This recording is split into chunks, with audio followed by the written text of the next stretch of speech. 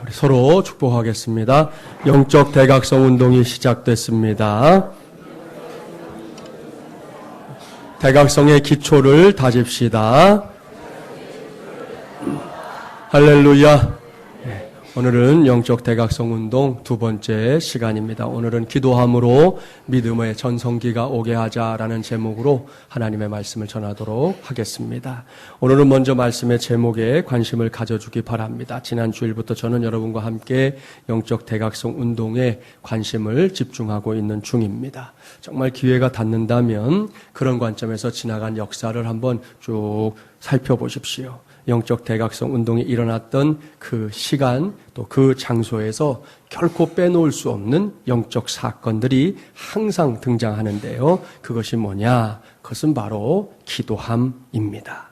그렇습니다. 하나님 앞에 모여 회개하며 통곡하며 기도하는 그 시간, 그 곳에서 영적 대각성 운동이 시작됐습니다. 하나님의 능력을 철두철미하게 믿고 의지하며 부르짖어 기도하는 그 시간, 그곳에서 영적 대각성 운동은 그 능력을 발휘했습니다. 그 증거를 직접 보여드릴게요. 영상으로 잠시 확인하겠습니다.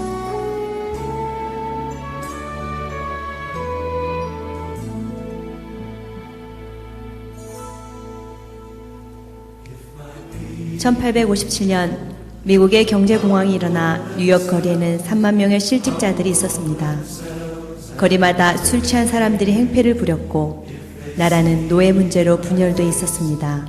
많은 크리스천들은 이런 암담한 상황 속에서 기도의 필요성을 깨닫게 되었습니다. 이때 하나님께서 뉴욕 네덜란드 교회의 선교사였던 기도하는 비즈니스맨 제레미야 람피에르를 세우셨습니다.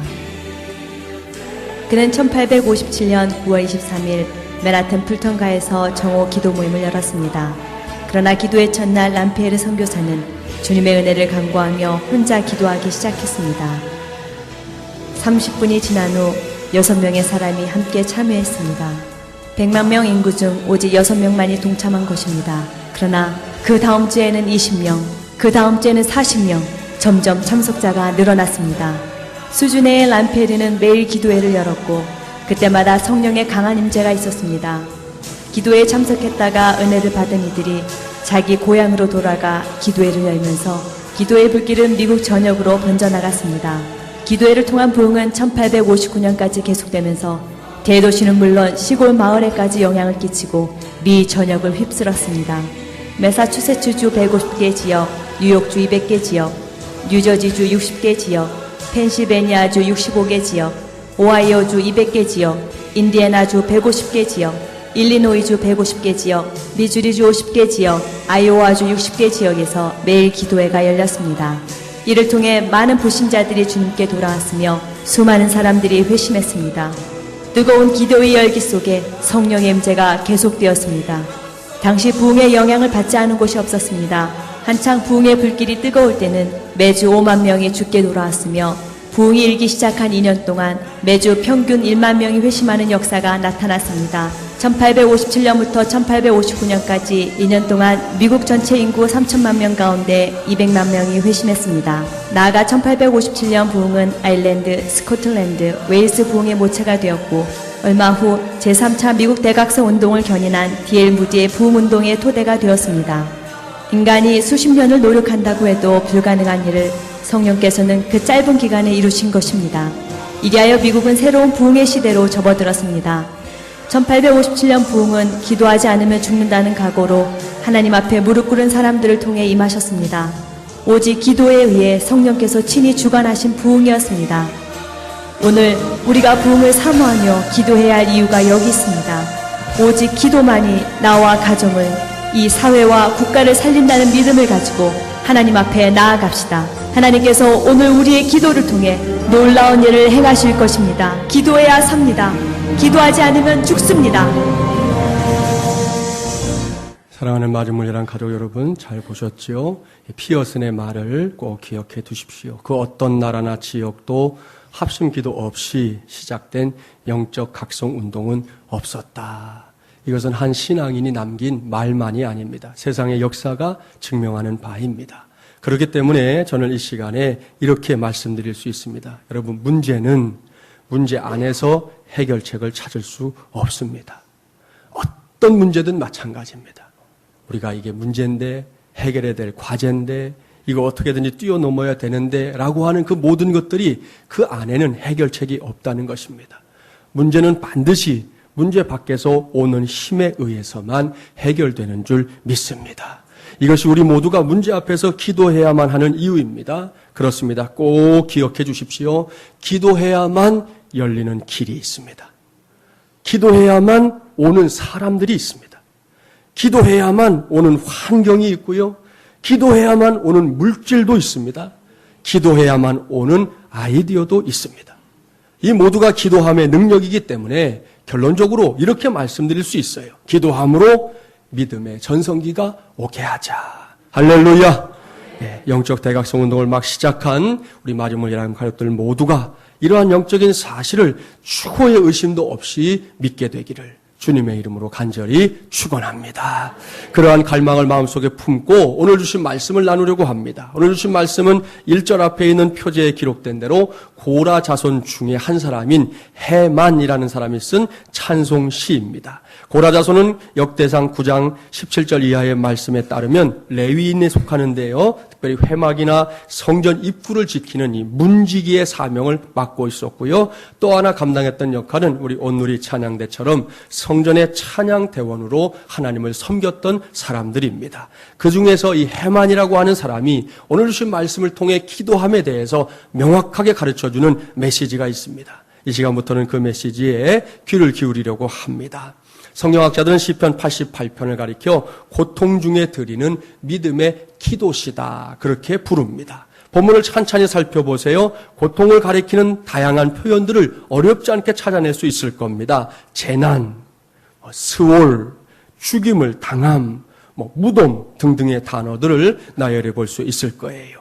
본문 6절 말씀은 그 절정의 고백입니다. 주께서 나를 깊은 웅덩이와 어둡고 음침한 곳에 두셨사오며. 보십시오. 단어 하나하나가 우리의 피부에 와 닿습니다. 깊은 웅덩이와 어둡고 음침한 곳에 나를 두셨다는 이 처절한 고백은 당시 해만이 겪고 있었던 어려움의 정도를 짐작하게 만듭니다. 얼마나 참담한 상황입니까? 할 수만 있다면 저도 여러분도 피해가고 싶지 않겠습니까? 그런데 여기서 우리가 인정사정 없이 꽉 붙잡아야 할 놀라운 사실이 있습니다. 그것은 바로 그런 상황 속에서도 해만이 기도하고 있다는 사실입니다. 오늘은 이것이 매우 중요합니다. 우리가 볼 때 그다지 기도할 수 있을 것 같지 않은 그런 상황 속에서도 해만이 하나님을 찾고 있다는 것이죠. 여러분, 기도가 다 무엇입니까? 이런 상황 되면 당장 도망치고 싶을 겁니다. 빠져나가고 싶을 겁니다. 때로는 얼마든지 죽고 싶을지도 모를 일입니다. 그런데도 해만은 기도하고 있다는 것이죠. 사랑하는 마주물리랑 가족 여러분, 이것은 기도의 특권이 무엇인지를 아는 사람들만의 철두철미한 행동 지침입니다. 해만이 만일 기도의 특권을 알지 못했다면 자신에게 고난이 닥쳤을 때 그는 기도하기보다 다른 방법으로 문제를 해결하려 했을 겁니다. 제일 쉽게는 사람들의 도움을 구하러 다니는 것이죠. 이 사람도 찾아가고 저 사람도 찾아가는 거 했을 겁니다. 나름대로 머리를 쥐어짜며 자신의 문제를 스스로 해결하려 들었을 것입니다. 이도저도 아니면 어차피 갈 때까지 간 인생인데 라고 생각하며 자신의 인생을 포기하고 주저앉아 버렸을 겁니다. 그러나 해만은 대부분의 사람들이 그렇게밖에 할 수 없는 상황 속에서도 기도함을 붙잡았다는 것이죠. 이것이 귀해도 너무 귀합니다. 여러분, 다윗이 그랬다 그러면 우리는 그냥 자기도 모르게 동의하게 될 거예요. 다윗은 훌륭한 믿음의 사람, 한 나라의 왕이었던 하나님의 사람이니까 그럴 수 있지, 그렇게 넘어갈 수 있겠지만 해만이 누굽니까? 오늘 이 찬양대에 앉아있는 이 대원들 중에 한 사람이라니까요. 그런 사람이 지금 그 누구도 하기 어려운 일을 해내고 있는데 다른 것이 아니라 그가 기도함을 붙잡았다는 것입니다. 이것이 오늘 제가 이 말씀을 여러분에게 전하려고 하는 이유입니다. 이를 염두에 두고 이제부터 해만에게서 기도의 자세 몇 가지를 배우도록 하겠습니다. 먼저 본문 1절과 2절 말씀을 함께 봉독합니다. 1절, 2절입니다. 여호와 내 구원의 하나님이여 내가 주야로 주 앞에서 부르짖어 싸우니 나의 기도가 주 앞에 이르게 하시며 나의 부르짖음에 주의 귀를 기울여 주소서. 아멘. 첫 번째로 해만에게서 배울 수 있는 기도는 내 목소리로 드리는 기도입니다. 1절과 2절 말씀을 찬찬히 살펴보세요. 내가 주야로 주의 앞에 부르짖어 싸우니 나의 기도가 나의 부르짖음에 주의 귀를 기울여 주소서. 이것이 해만이 들려주는 간곡한 기도의 외침입니다. 여기에 저와 여러분이 유념해야 할 것이 있습니다. 그것은 기도는 반드시 1인칭으로 시작되어야 한다는 사실입니다. 물론 기도에 2인칭도 3인칭도 필요할 때가 있어요. 인정합니다. 내 자신이 아닌 누군가를 위해 중보기도하는 것이 여기에 해당되겠지요. 오늘 주보에 중보기도 카드를 여러분에게 다 하나씩 넣어드렸어요. 광고한 대로 오늘 오후 삼중주여 드려지는 예배 시간에 중보기도 사역자들 발대식이 있습니다. 지난 3개월 동안 수요 성경 공부 시간을 통해서 중보기도 사역자로 훈련된 사람들이 이제 중보기도실로 꾸며질 길갈방에서 기도의 사명을 감당하게 될 것입니다. 이제 여러분이 할 일이 몇 가지 있는데요. 제일 먼저는 이제 겨울에 제2기 중보기도 사역자 학교가 지금 예정은 1월인데요. 요번처럼 수요 성경 공부 시간에 모이다 보면 이제 못 오는 분들도 있잖아요. 토요일과 주일 이틀에 걸쳐서 집중 강의 형식으로 중보기도 사역자 학교를 개설할 겁니다. 그때 관심 있는 분들, 가능한 분들은 꼭 그 훈련에 동참하셔서 앞으로 우리 교회가 중보기도 하는 일에 동역해주는 그런 귀한 성도들이 되기를 바랍니다. 다음으로 주보에 넣어준 이 기도 카드에 중보기도 제목들을 적어서 저 뒤에 수거함에 제출해 주셔야 됩니다. 자기의 기도 제목을 쓸 수도 있고요. 내 기도 제목이 아니고 누군가 내가 기도해 주고 있는 사람, 혹은 기도가 필요한 사람이 있으면 그 사람의 이름을 적어서 그 사람의 기도 제목을 가능한 상세하게 적어서 제출하시면 됩니다. 여러분, 이 기도 사역에 있어서 가장 중요한 철칙은 뭐냐 하면 비밀 보장입니다. 만일 중보기도 사역자 가운데 들어가서 기도하고 기도 카드에 적혀있던 기도 제목을 외부에 나와서 발설했다 하면 그분은 당장 중보기도실에서 퇴출입니다. 절대로 못 들어갑니다. 그런 사람은 이 사역을 감당할 자격이 없는 거예요. 그렇기 때문에 이것이 지금 우리 사역자들에게 훈련한 바니까 여러분은 믿으시고 꼭 기도해야 될 제목들, 때로는 상세한 것들도 좋으니까 잘 적어서 제출하시면 우리가 모아서 이제 내일 아침부터 기도하는 일이 본격적으로 시작이 될 겁니다. 그리고 응답 받으시면 지금 주보에는 없어요. 저 뒤에 이제 기도 응답이라고 해서 카드가 하나 더 있는데 응답 카드를 꼭 작성하셔야 돼요. 내가 응답 받았다 해서 끝나버리면 여러분이 내놓은 기도 제목 붙잡고 계속 이미 응답되는데도 기도해야 되잖아요. 그러니까 응답 카드를 내주시면 기도 응답 받은 것은 우리 기도자들이 같이 확인도 하고 그 다음에 응답 받은 기도 제목은 이제 줄을 그어서 이 기도는 이제 응답 그리고 다른 기도의 제목에 집중할 수 있게 되니까 기도 부탁을 하셨으면 응답 받았을 때는 반드시 이 응답 카드까지 적어서 내주시는 거 그게 이제 여러분들이 할 일입니다. 아무튼 내일부터 시작되는데요. 귀한 일이고 신나는 일입니다. 그럼에도 불구하고 이 점에 있어서 제가 잔소리처럼 여러 차례 말씀을 드린 것이 있습니다. 그것은 앞으로 중보기도가 우리 교회 안에서 막 차고 넘친다 해도 넘치고 또 넘친다 해도 제일 먼저 기도해야 할 사람은 바로 나라는 사실입니다. 할렐루야.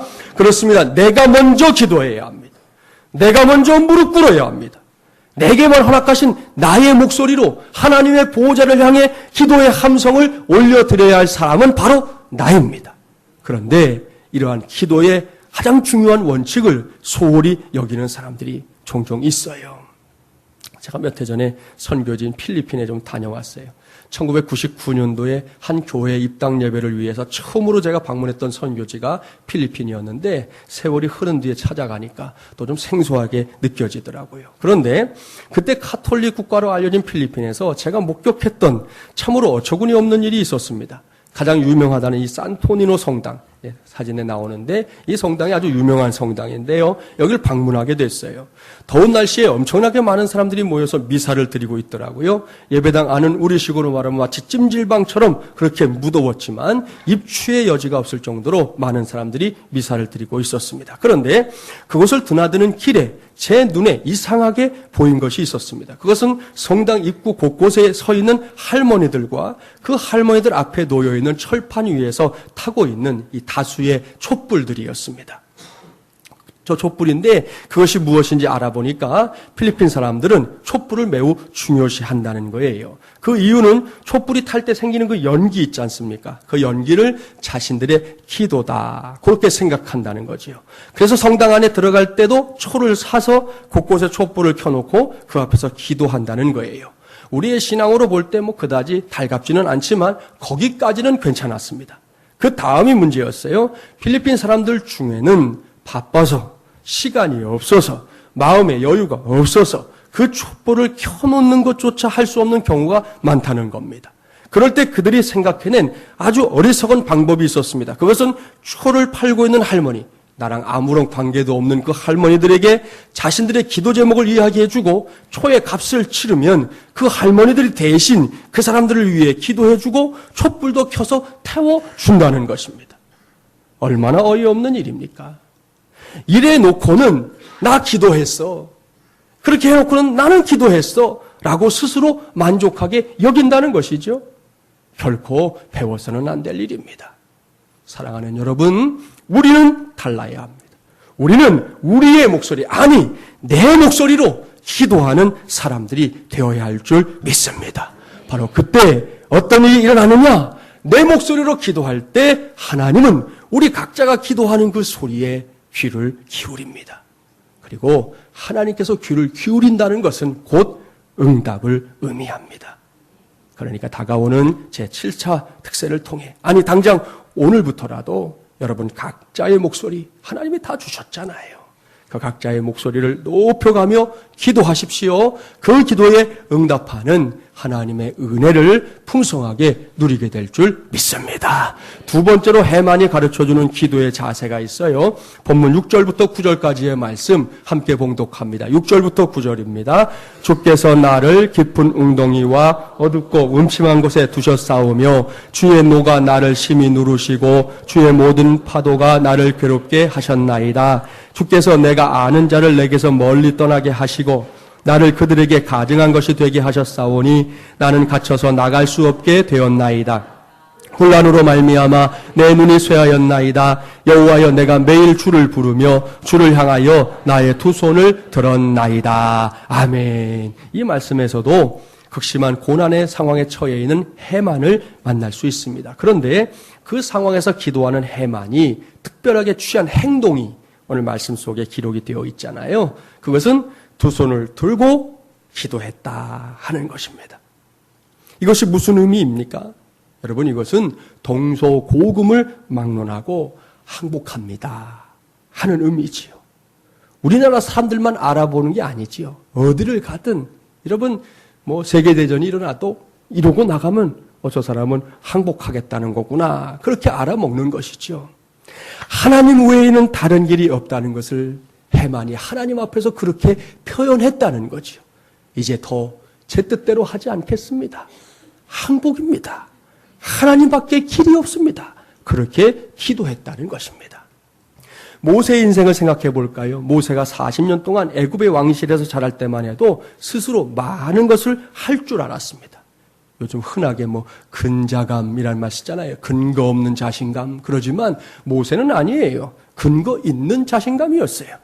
내가 40년 동안 이 왕궁에서 키워진 사람으로 잘만 되면 내가 이 이집트의 왕도 될 수 있다는 자신감이 그에게 있었던 것이죠. 하지만 40세에 그는 살인자가 되었고요. 광야로 스며드는 비참한 인생이 되고 말았습니다. 그렇게 다시 40년이 흘러갑니다. 광야에서의 40년 동안 모세가 쉼없이 되새긴 것이 뭔지 아십니까? 그의 가슴 속에 들려오는 말은 딱 한마디였을 거라 생각해요. I am nothing. 나는 아무것도 아니로구나. 내가 할 수 있는 것은 아무것도 없구나. 이것은 모세가 하나님 앞에서 철저하게 항복하는 순간이었습니다. 바로 그때 하나님께서 비로소 모세를 하나님의 종으로 세워주셨지요. 남은 40년 동안 광야의 위대한 지도자, 이스라엘의 역사 속에 기록되는 위대한 지도자가 되게 하신 거 다 아시잖아요. 성경 속에만 이런 일들이 있는 게 아닙니다. 수도원 기행이라는 책이 있어요. 이 책에서 저자는 자신의 경험담을 소개합니다. 그녀는 처음에 자기가 소설가가 되면 행복할 거다 생각했대요. 그래서 그녀는 소설가가 되었습니다. 그 다음엔 유명해지면 행복할 거라고 생각했습니다. 그녀의 고백에 따르면 우연히 운이 좋아서 그녀는 유명해졌습니다. 그 다음엔 당연히 돈 걱정이 없어지면 행복할 거라 생각했습니다. 생활비 다 쓰고 나서 통장에 늘 100만 원만 있었으면 아무 걱정이 없겠다 생각했대요. 그런데 1994년 여름에 그녀가 낸 3권의 책이 모두 이 베스트셀러가 되었습니다. 그러니 돈도 생겼어요. 이제는 100만 원이 문제가 아니라 하룻밤을 자고 나면 통장으로 수천만 원의 인세가 도착하기 시작한 것이었습니다. 그 후에는 늘 사람이 그리웠던 그녀에게 인터뷰를 요청하는 전화벨이 끊임없이 울려댔습니다. 하지만 그때에도 사실을 말하자면 그녀는 전혀 행복하지 않았답니다. 여기서 저자가 깨닫습니다. 그토록 원하던 돈, 명예, 그리고 몰려드는 인터뷰가 행복해지는 데에 이토록 쓸모없는 것인 줄 몰랐다. 그런 깨달음을 하게 됩니다. 더불어 그러한 사실을 알게 된 것만으로도 그 시기를 감사해야 한다는 것을 새삼스럽게 깨닫게 되었다는 거예요. 그 뒤에 그녀가 남긴 말은 이런 말이었습니다. 잘 들어보세요. 내가 좋은 사람이 되기 전에, 내가 스스로 행복해지기 전에 누구도 나를 행복하게 만들어줄 수 없다는 것. 놀랍게도 행복에도 자격이란 게 있어서 내가 그 자격에 모자라도 한참 모자란 사람이라는 것을 알게 되었을 때 나도 할 서튼처럼 30대 중반을 넘기고 있었고 돌이키기 힘든 아픈 우두 자국을 내 삶에 스스로 찍어버린 뒤였다. 그 쉬운 깨달음 하나 얻기 위해 청춘과 상처를 지불해야 했던 것이다. 괴테의 말대로 가진 것이 많다는 것은 그 뜻을 깨닫지 못하는 사람에게는 무거운 짐일 뿐이었던 것이다. 어쩌면 그 깨달음에 이르기까지 걸린 시간이 18년이었다. 그리고 돌아가. 그 다음이 중요해요. 그리고 돌아가 나는 하나님에게 무릎을 꿇었던 것이다. 항복합니다, 주님 하고.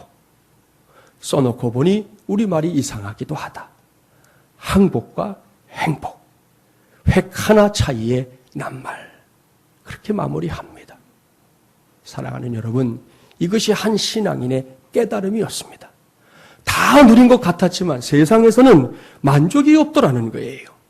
만족하지 못하니 감사가 무엇인지 모르고 오랜 세월을 살았다는 것입니다. 그렇게 오랜 세월 동안 추구했던 행복이 다른 곳에 있지 않고 하나님 앞에서 항복했을 때 내가 그처럼 꿈꾸던, 내가 그처럼 소원하던 행복이 내 인생을 찾아오더라는 것. 이것이 그녀의 마지막 고백이었습니다. 여러분, 우리도 다르지 않습니다. 우리도 지금 우리의 삶에 주신 것들에 감사하며 하나님 앞에서는 철저하게 항복할 때, 그렇게 기도할 때 우리에게도 놀라운 행복이, 놀라운 응답이 찾아올 줄 믿습니다. 바로 그 믿음으로 저와 함께 영적 대각성 운동을 감당하는 내내, 그리고 그 이후에도 꼭 그러한 행복의 주인공들, 꼭 그러한 응답의 주인공들이 되는 저와 여러분이 되기를 주님의 이름으로 축복합니다. 자, 해만이 기도에 관해 가르쳐주는 3번째 가르침이 있어요. 본문 10절부터 13절까지의 말씀을 함께 봉독해 봅니다. 10절부터 13절입니다. 주께서 죽은 자에게 기이한 일을 보이시겠나이까? 유령들이 일어나 주를 찬송하리이까? 주의 인자하심을 무덤에서, 주의 성실하심을 멸망 중에서 선포할 수 있으리이까? 흑암 중에서 주의 기적과 이짐의 땅에서 주의 공의를 알 수 있으리이까? 여호와여, 오직 내가 주께 부르짖어 싸우니 아침에 나의 기도가 주의 앞에 이르리이다. 아멘. 이 말씀에서 우리가 붙잡아야 할 것이 무엇일까요? 그것은 기도는 살아있을 때 하는 것이다. 기도는 살아있을 때 하는 것이라는 거예요. 옳습니다. 죽은 자는 말이 없다고 하지요. 마찬가지입니다. 죽은 자는 말만 못하는 게 아니라 기도도 할 수 없습니다. 아니, 믿음을 가진 자가 죽게 되면 그는 더 이상 기도하지 않아도 됩니다. 왜요? 그 죽음은 곧 하나님 앞에 서는 것을 의미하기 때문입니다. 그때는 기도가 아니라 하나님과 대화하면 되는 거예요. 따라서 기도는 살아있을 때, 아직 우리의 호흡이 우리의 코끝에서 이루어지고 있을 때 하는 것이라는 겁니다. 바꿔서 말씀드리면 내가 오늘 이렇게 기도하고 있다는 것은 내가 살아있다는 증거입니다. 비록 고난의 상황에 처해 있다 할지라도 그 상황 속에서도 내가 살아있기 때문에 기도할 수 있는 것입니다. 이런 관점에서 보면 오늘도 주일을 맞이하여 우리 모두가 이렇게 한자리에 모여서 하나님을 찬양하고 기도한다는 것 자체가 얼마나 놀랍고 큰 은혜인지 모릅니다. 사랑하는 여러분, 이 시간이 2014년도 9월 14일 오늘 하루가 모든 사람에게 주어진 몫이라고 생각한다면 그것은 정말로 오해입니다. 지난 밤에 오늘을 기약하고 잠들었던 사람들 가운데 오늘 아침에 깨어나지 못한 사람들이 분명히 있습니다. 어제 오늘에 관한 무수한 계획을 세워두었지만 그 계획을 시도조차 하지 못하고 세상을 떠나버린 사람들이 적지 않습니다. 그러니 오늘이 우리에게 주어져 있다는 것, 얼마나 큰 은혜입니까? 제가 이러한 사실을 가장 절실하게 깨닫게 된 것이 지난 2004년 연말이었습니다. 여러분도 아시는 대로 매년 연말쯤 되면 우리나라만 아니라 전 세계가 새해를 기다리잖아요. 교회에서는 새해 맞이 예배 드리기도 하고, 종로 가면 보신각에서 종을 치면서 새해를 맞이하기도 하고, 그런 일들이 있는데, 많은 사람들이 2005년을 맞이하기 위해서 설렘과 기도로 들떠 있었던 그 무렵에 인도네시아와 태국 그리고 인근에 있는 몇몇 나라들이 쓰나미라는 이 자연의 재앙 앞에 무기력하게 무너져 버린 때가 바로 2004년 12월 말이었습니다. 작년 1월에 태국 단기선교팀 우리 그 지역에 다녀왔지 않습니까? 지금도 가서 보면요, 바다에 떠 있어야 할 군함입니다. 군함이 바다로부터 그 당시 이 물에 밀려갖고 무려 10km 이상 육지 안에 들어와 있어요. 지금은 그곳에 전시관을 만들어서 이런 일들에 대한 경종을 울리자 하는 의미로 아예 전시관을 해놓은 것을 가면 확인할 수가 있습니다. 한 섬에서는 유럽에서 온 여행객들 800여 명이 몰살했습니다. 해변을 채우고 있었던 마을들이 완전히 초토화돼서 정부가 지어준 원룸에서 지금도 힘겹게 살아가고 있는 것을 볼 수 있습니다. 이미 이 세상의 사람들이 아닌 그 땅의 사람들은 모두가 다 생각했지요. 2005년을 맞이할 거야. 2005년이 되면 나는 이렇게 살 거야. 저렇게 살 거야. 나는 이런 계획이 있어. 저런 계획이 있어. 생각했지요. 그러나 2005년은 결코 그들의 시간이 아니었던 것입니다. 그렇습니다. 지금도 마찬가지입니다. 2014년이라는 시간이 우리의 노력과 땀에 의해 우리의 손에 쥐어져 있다고 생각한다면 그것은 큰 착각입니다. 우리는 시간 앞에서 정말이지 무기력하기 짝이 없는 존재입니다. 이것이 인생의 한계지요. 그래서인지 몰라도 종종 죽음을 주제로 하는 유머들을 볼 때가 있어요. 아마 이런 이야기 들어보셨을 거예요. 한 목사님이 충청도 사람을 만나서 얘기하셨대요. 충청도 사람은 천당도 천천히 갈 테니 좋겠네요. 농을 던진 거지요. 그랬더니 그분이 하는 말이 절대로 그렇지 않아요. 죽음에 관한 한 충청도 말이 제일 급합니다. 그러더라는 거죠. 자, 사람이 죽으면 서울 사람들은 뭐라고 합니까? 돌아가셨습니다. 그렇게 말하잖아요. 경상도 사람들은요, 운명하셨다 아닙니까? 그렇게 말하죠. 전라도 사람들은 이 시상 버렸어라우 그렇게 말합니다. 그런데 충청도 사람들은 뭐라고 하느냐? 가시오. 그렇게 말한다는 거예요. 가시오. 그럼 끝나는 거예요. 그러니까 이 죽음에 대한 말만큼은 충청도 말이 제일 빠르다. 그렇게 말했다는 건데요.